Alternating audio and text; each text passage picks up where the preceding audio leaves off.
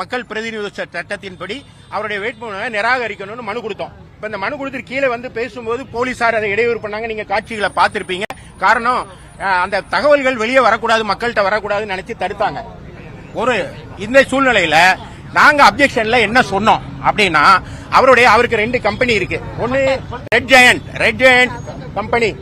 Giant company ஒன்னு இருக்கு. இன்னொன்னு வந்து அவருக்கு ஸ்னோ ஹவுசிங் லிமிடெட்னு ஒன்னு இருக்கு. இதுல ரெட் ஜெயண்ட்ல அவர் கடந்த 21ல அவர் சொன்ன தொகை வந்து 7 கோடியே 36 லட்சம் ரூபாய் இன்வெஸ்ட் பண்ணிருக்கேன்னு சொன்னார். தற்போது அந்த கம்பெனியை விட்டு வெளியே வந்துட்டேன்னு சொல்றாரு. அப்ப அந்த பணம் எங்க போச்சுன்னு அவர் சொல்லியிருக்கணும், அதை சொல்லல. அது மாதிரி ஸ்னோ ஹவுசிங்ல அவருக்கு 11 கோடி ரூபாய் இன்வெஸ்ட் லோன் கொடுத்திருக்கேன் அப்படின்னு சொன்னாரு. இப்போ இந்த அஃபிடவிட்ல அது 10 கோடியா குறைஞ்சிட்டு. அப்ப அந்த 1 கோடி எங்க போச்சுன்னு சொல்லல. அவரது மனைவி அவங்க வந்து ரெட் ஜெயண்ட்ல இப்போ 2 கோடியே இந்த அஃபிடவிட்ல இந்த வருடம் 2 கோடியே 63 லட்சம் ரூபாய் இன்வெஸ்ட் பண்ணிருக்கேன்னு சொல்றாங்க. அந்த பணம் எங்க இருந்து வந்துச்சுன்னு அவங்க சொல்லணும், அதை சொல்லல. அது மட்டும் இல்லாம அவங்க ராஜ் ப்ரொமோட்டர்ஸ் அவங்க இருக்காங்க, டைரக்டரா இருக்காங்க. அது 5 கோடியே 76 லட்சம் ரூபாய நான் இன்வெஸ்ட் பண்ணிருக்கேன் இங்க சொல்றாங்க. ஆனா கம்பெனியில, அதாவது MCA என்று சொல்லப்படுகிற மினிஸ்ட்ரி ஆஃப் கார்பரேட் அஃபேர்ஸ், அதுல வந்து அவங்க தாக்கல் செய்திருக்கிற பேலன்ஸ் ஷீட்ல இதெல்லாம் தவறா சொல்லிருக்காங்க. அவங்க என்ன சொல்லிருக்காங்கன்னா, இப்ப இந்த தொகையை இங்க சொன்னாங்க 5 கோடியே 76 லட்சம், அங்க சொல்றாங்க 6 கோடியே 75 லட்சம்.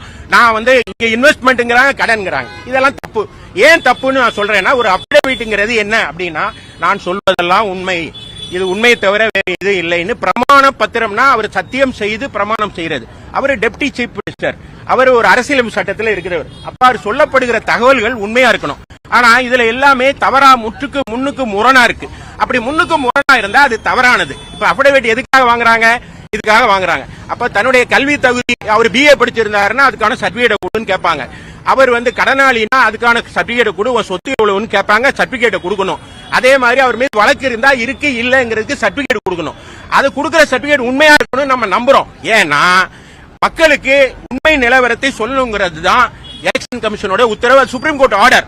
Right to know about the கேண்டிடேட்ங்கிறது ஒருத்தருடைய ஃபண்டமெண்டல் ரைட். இந்த தொகுதியில போட்டியிடுகிறவருக்கு, இந்த தொகுதியில வாக்காளராக இருக்கவருக்கு தெரிந்து கொள்ள வேண்டிய பொறுப்பு இருக்கு, அதுக்கு உரிமை இருக்கு. அதை மறைச்சா தப்பு. அப்ப அதை வந்து டிஸ்மிஸ் பண்ணணும், நீங்க ஏற்றுக்கொள்ள கூடாதுன்னு நாங்க சொன்னோம். அதை வந்து எதிர்த்து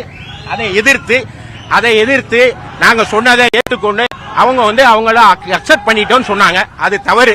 இது நீதிமன்றத்திற்கு, நீங்க நீதிமன்றத்தில் பாத்துக்கோங்கன்னு சொன்னாங்க. எங்க சட்ட போராட்டம் தொடரும்.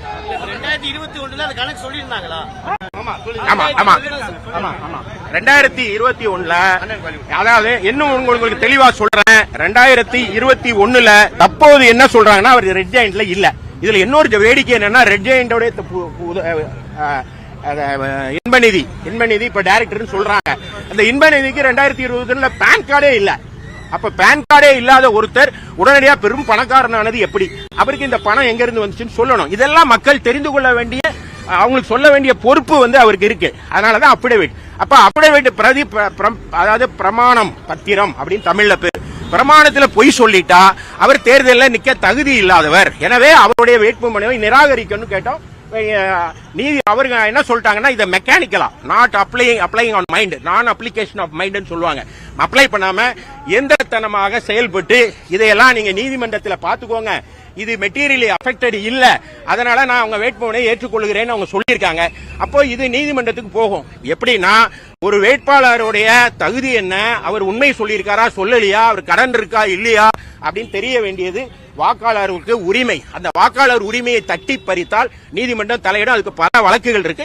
இந்த எங்களுடைய சட்ட போராட்டம் தொடரும்.